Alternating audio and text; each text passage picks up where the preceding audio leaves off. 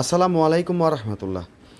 বাংলাদেশ যে বাংলাদেশ যে চিকিৎসা ক্ষেত্রে আরেক ধাপ এগিয়ে গেল, আজকে একটি অজপাড়াগায় একটা অনেক দূরের গ্রামে এসে আমি এই জিনিসটা দেখে অভিভূত হয়ে গেলাম। এই যে একজন আমার ছোট বোন শুয়ে আছে, পাশে একটা ইঞ্জেকশন দেওয়া আছে। এই ইঞ্জেকশনটা কিন্তু মানুষ দিচ্ছে না, মানুষ এই মেশিনটাকে সেট করে দিবে, এই ইঞ্জেকশনটা মেশিনেই পুশ করবে। এটাই হচ্ছে সেই মেশিন। ইঞ্জেকশন এখানে সেট করা আছে, আর এখানে টাইম সেট করে দিলেই ইঞ্জেকশন এটা অটোমেটিক্যালি মানুষের শরীরে প্রবেশ করবে। আমি নিজেও দেখে খুব অবাক হলাম।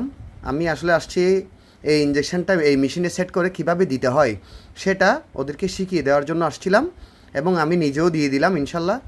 দেখে আমার অনেক ভালো লাগলো যে এখন আর মানুষের প্রয়োজন হবে না ইঞ্জেকশন পুশিং করতে, এখন মেশিনেই করে দিবে। এই জিনিসটা বাংলাদেশে এই প্রথম দেখলাম আমি।